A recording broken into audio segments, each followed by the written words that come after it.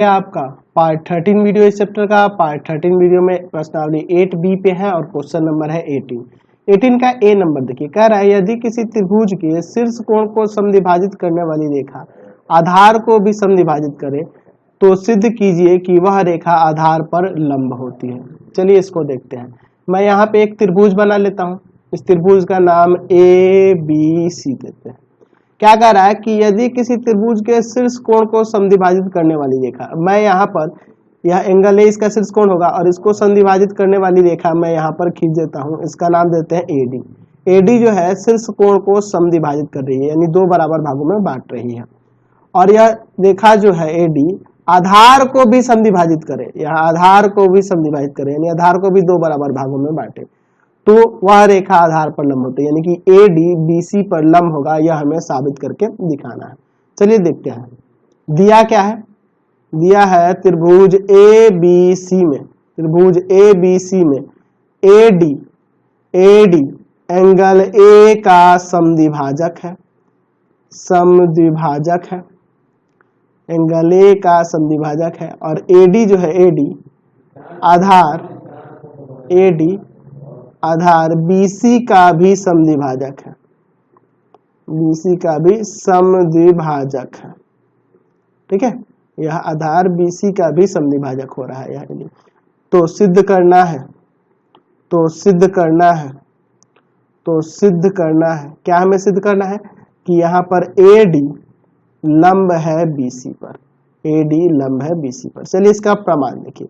देखो आप सोचोगे कि सर इन दोनों त्रिभुजों को सर्वांगसम कर दिए, तीन चीज तो ऐसे ही दिख रहा है। एक यह कोण है, यह एक भुजा बराबर हो जा रही है BD और CD, और AD उभयनिष्ठ हो रहा है, काम हो जाएगा। नहीं, क्यों नहीं? क्योंकि देखो ये साइड एंगल ऐसा कोई प्रॉपर्टी है ही नहीं, मैंने ऐसा कोई नियम आपको नहीं बता रखा। तो इसीलिए मुझे इसमें दूसरा दिमाग लेना पड़ेगा। चूंकि हम लोग यहाँ देख रहे हैं कि AD एंगल A का समद्विभाजक है, समद्विभाजक है, AD एंगल A का समद्विभाजक है तथा आधार BC का भी समद्विभाजक है, BC का भी समद्विभाजक है, आधार BC का भी यह समद्विभाजक है, आधार BC का भी यह समद्विभाजक हो जा रहा है। अच्छा देखो हम लोग पढ़े हुए हैं कि किसी त्रिभुज के एक कोण का समद्विभाजक उसके आधार का भी समद्विभाजक हो तो वह त्रिभुज समद्विबाहु हो जाएगा। अतः यहाँ कह सकते हैं कि त्रिभुज ABC एक समद्विबाहु त्रिभुज है, समद्विबाहु त्रिभुज है, समद्विबाहु त्रिभुज है, समद्विबाहु त्रिभुज है। ठीक है, क्यों समद्विबाहु त्रिभुज है? क्योंकि एक ऐसा यह शीर्ष से आने वाली रेखा है जो शीर्ष कोण को भी समद्विभाजित कर रही है और आधार को भी समद्विभाजित कर रही है, तो यह समद्विबाहु त्रिभुज हो जाएगा। समद्विबाहु त्रिभुज हो जाएगा तो मैं यहाँ AB बराबर में AC लिख सकता हूँ, AB बराबर में AC लिख सकता हूँ। अब लेंगे त्रिभुज ABD तथा दूसरा त्रिभुज जो है ACD, इन दोनों त्रिभुजों में पहला चीज यह है AB बराबर AC लिख सकते हैं, AB बराबर AC अभी हम लोग दिखा दिए। दूसरा लिख सकते हैं BD बराबर में CD। क्यों? क्योंकि AD जो है ना, AD BC का समद्विभाजक है, BC का समद्विभाजक है, इसलिए यह बराबर हो जा रहा है, समद्विभाजक है। अच्छा, और तीसरा AD उभयनिष्ठ लिख दो, AD बराबर में AD उभयनिष्ठ, उभयनिष्ठ, उभयनिष्ठ कॉमन हो जाएगा। तो यहाँ से त्रिभुज ABD सर्वांगसम हो जाएगा त्रिभुज ACD के। सर्वांगसम हो जाएगा कैसे? भुजा भुजा भुजा सर्वांग समता से, सर्वांग समता से, यह सर्वांगसम हो गया। जब सर्वांगसम हो गया तो मैं यहाँ पे एंगल ADB बराबर में एंगल ADC लिख सकता हूँ। ADB यह वाला कोण और यह वाला कोण बराबर हो जाएगा और दोनों 90-90 होगा, क्योंकि ये एक रेखा पर दो कोण बने हैं और ये दोनों कोण आपस में बराबर है, ये आपस में बराबर है, तो दोनों 90-90 हो जाएंगे। CP/CT से यह हो जाएगा, यह कोण इसके बराबर और दोनों 90 ही होंगे। क्यों? क्योंकि ये सरल रेखा पर एक किरण आई है, एक रेखा आई है जिसके दोनों तरफ जो कोण बनेंगे, इन दोनों कोणों का योग कितना होता है? 180, और जब आपस में बराबर है तो 90-90 ना होंगे। चलिए तो 90-90 होंगे, यानी कि यहाँ से हम लोग लंब दिखा दिए, इसलिए इसलिए AD लंब है BC पर। ये हमारा प्रमाणित हो गया। तो बहुत चीजों का ध्यान देना होता है एक क्वेश्चन को सॉल्व करने के लिए। इसमें ज्यामिति के अंदर बहुत चीज ध्यान देना होता है। आप ऐसे ही करते हैं कि सर 3 चीज दिख रहा है, एक कोण दिख रहा है, यह वाली भुजा दिख रही है और यह वाली भुजा AD उभयनिष्ठ ऐसे हो जाता है। वो तो कोई नियम ही नहीं है ना जी। यहाँ पे एंगल साइड साइड या साइड साइड एंगल कोई ऐसा नियम मैंने नहीं बता रखा था, इसलिए मुझे ये चीज करना पड़ा पहले। चलिए अगला क्वेश्चन देखिए, कह रहा है इसका B नंबर, त्रिभुज ABC में एंगल A का समद्विभाजक AD भुजा BC पर लंब हो तो सिद्ध कीजिए कि वह त्रिभुज समद्विबाहु होगा। चलिए इसको साबित करते हैं। मैं यहाँ पर एक त्रिभुज ले लेता हूँ, इसका नाम ले लेते हैं ABC। यहाँ पर एंगल A का समद्विभाजक एक कोई AD है। एंगल A का समद्विभाजक कौन है? AD है। AD जो है एंगल A का समद्विभाजक है, यानी 2 बराबर भागों में बांटा है और इस पर यह लंब भी है। AD भुजा BC पर लंब भी है, यह दिया हुआ है। तो हमें दिखाना कि यह त्रिभुज ABC समद्विबाहु त्रिभुज है।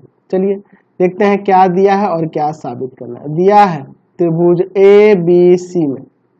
ABC में एंगल A का समद्विभाजक AD है, या AD ऐसे लिख देते हैं, AD एंगल A का समद्विभाजक है। एंगल A का समद्विभाजक है। AD जो है एंगल A का समद्विभाजक है। और क्या दिया हुआ है? AD एंगल A का समद्विभाजक है। और क्या दिया हुआ है? तो यह दिया है कि AD लंब है BC पर। चलिए तो सिद्ध करना है, क्या सिद्ध करना है कि यहाँ पे त्रिभुज ABC एक समद्विबाहु त्रिभुज है। समद्विबाहु त्रिभुज है। क्या तो समद्विबाहु त्रिभुज में 2 भुजा या 2 कोण बराबर दिखा देने से हो जाएगा। चलिए इसका प्रमाण देखते हैं। तो ये तो डायरेक्ट हो जाएगा, क्यों? क्योंकि देखो यह एंगल बराबर हो जाएगा और ये उभयनिष्ठ, तो एंगल साइड एंगल से ये सर्वांग हो जाएगा। त्रिभुज ABD तथा त्रिभुज ACD में देखिए एंगल BAD बराबर में एंगल CAD, ठीक है, एंगल BAD बराबर CAD हो जाएगा। क्यों होगा? क्योंकि AD जो है ना एंगल A का समद्विभाजक है। एंगल A का समद्विभाजक है, ठीक है। AD जो है एंगल A का समद्विभाजक है, तो BAD और CAD बराबर हो गया, ठीक है। अच्छा दूसरा चीज AD जो है ना, AD बराबर AD उभयनिष्ठ लिख सकते हैं, उभयनिष्ठ, ठीक है, ये कॉमन है। और तीसरा चीज हो जाएगा कि एंगल ADB बराबर में एंगल ADC प्रत्येक 90, लंब हो रहा है तो प्रत्येक 90, देख लो ADB और ADC 90 हो जाएगा। तो यहाँ से त्रिभुज ABD सर्वांगसम हो जाएगा त्रिभुज ACD के। कैसे? तो एंगल साइड एंगल सर्वांग समता से, ठीक है, यह सर्वांग सम हो गया, ठीक है। अब यह सर्वांग सम हो गया तो मैं यहाँ पर AB बराबर AC लिख सकता हूँ ना जी, CPCT से AB बराबर AC, CPCT से। तो जब AB बराबर AC हो गया, यह 2 भुजाएं बराबर हो गई, तो त्रिभुज समद्विबाहु नहीं हो गया।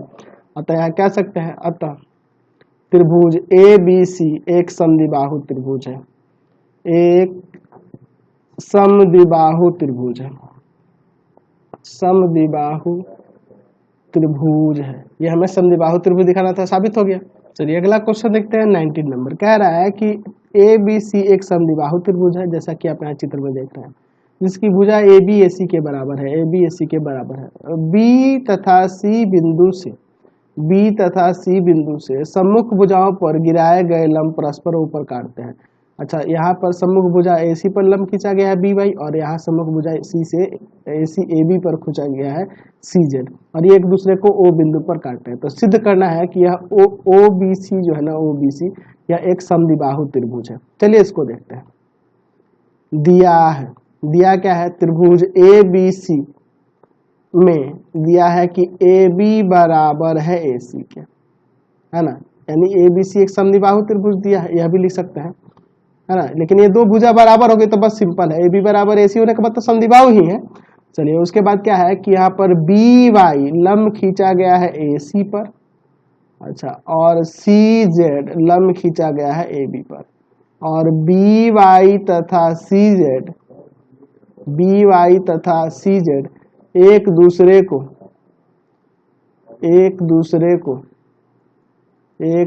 को O बिंदु पर काटते हैं, ओ बिंदु पर काटते हैं।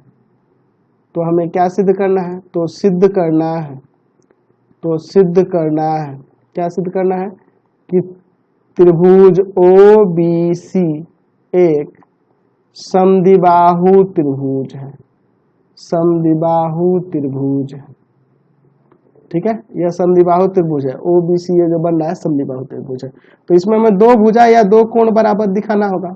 चलिए, तो एक काम करते हैं, हमें अगर यह त्रिभुज कौन सा बी ओ जेड और सी ओ वाई यह दोनों अगर सर्वांगसम कर दिए तो यहाँ से ओ बी बराबर ओ सी हो जाएगा ना, और ओ बी बराबर ओ सी होने का मतलब ये समद्विबाहु त्रिभुज हो गया, है ना जी। ये कर सकते हैं। अब देखिए, ओ बी बराबर ओ सी दिखाने के लिए इन दोनों को सर्वांगसम करना होगा, बी ओ जेड को और सी ओ वाई को। तो सर्वांगसम दिखाने के लिए इसमें भी तीन चीजें बराबर चाहिए।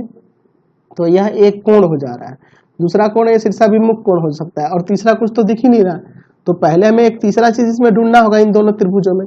इसके लिए अभी हमने दूसरा चीज को प्रमाणित करना होगा। हमें पहले इसके लिए अगर हमें यहाँ से बी जेड और सी वाई बराबर मिल जाए तब काम हो जाएगा, यह दोनों सर्वांगसम हो सकता है। क्योंकि देखो, एक 90-90 तो हो जाएगा, एक शीर्षाभिमुख कोण से ये दिखा देंगे, है ना, शीर्षाभिमुख वर्टिकली अपोजिट एंगल से बराबर हो जाएगा। लेकिन एक और चीज इसमें बराबर चाहिए, तभी ये सर्वांगसम हो पाएगा। तो उसके लिए हमें क्या करना होगा? पहले त्रिभुज बी सी वाई तथा, देखो यहाँ पे बी सी वाई तथा त्रिभुज सी बी जेड में, देखिए बी सी वाई और सी बी जेड इन दोनों को सर्वांगसम करना होगा। तो पहला देखिए, यहाँ पे हम लोग लिख सकते हैं कि इसमें का एंगल सी, एंगल सी यानी कि यह बी सी वाई में का एंगल सी बराबर हो जाएगा सी बी जेड का एंगल बी के। एंगल सी बराबर में एंगल बी हो जाएगा। कैसे होगा? तो यह हो जाएगा आपका चूंकि ए बी ए सी के बराबर है, देख लीजिए ए बी ए सी के बराबर है तो त्रिभुज की यह दो भुजाएं बराबर है तो इनके सम्मुख कोण बराबर होंगे ना, तो एंगल सी एंगल बी के बराबर हो जाएगा, बिल्कुल हो जाएगा। अच्छा, दूसरा चीज ये 90-90 है, इसके कारण से हो जाएगा एंगल बी वाई सी बराबर में एंगल सी जेड बी। देखिए बी वाई सी और सी जेड बी यह हो जाएगा प्रत्येक 90 लंब होने के कारण, ठीक है। और तीसरा चीज हो जाएगा बी सी बराबर में बी सी, उभयनिष्ठ, उभयनिष्ठ कॉमन, देख लो इस त्रिभुज में बी सी है और इस त्रिभुज में बी सी है तो उभयनिष्ठ हो गया, तो त्रिभुज सर्वांगसम हो जाएगा। तो त्रिभुज बी सी वाई सर्वांगसम हो जाएगा त्रिभुज सी बी जेड के। कैसे? तो यह हो जाएगा, देखो दो कोण हो रहे हैं और एक भुजा हो रही है, तो यह अलग वाली भुजा है, यह दोनों कोण से यह कोण और यह कोण से यह संलग्न भुजा नहीं है, यह दूसरी कोई भुजा है, तो यह एंगल साइड सर्वांग समता से हो जाएगा, है ना, सर्वांग समता से सर्वांगसम हो जाएगा, ठीक है। अब ये सर्वांगसम हो गया तो यहाँ से इसमें का सी वाई और इसमें के बी जेड के बराबर हो जाएगा सीपीसीटी से, ठीक है। अब इन दोनों छोटे वाले त्रिभुजों में चलेंगे, त्रिभुज बी ओ जेड तथा त्रिभुज सी ओ वाई में, ठीक है, बी ओ जेड और सी ओ वाई इन दोनों को अब हम लोग सर्वांगसम करते हैं। चलिए, तो तीन चीजें हमें चाहिए, तो दो चीज पहले से ही मैंने आपको बता रखा था और तीसरा चीज हम लोग यह इसके बराबर दिखा दिए और यह एंगल के बराबर, यह वाला यह एंगल के बराबर हो जाएगा। चलिए, तो हो जाएगा हमारा काम।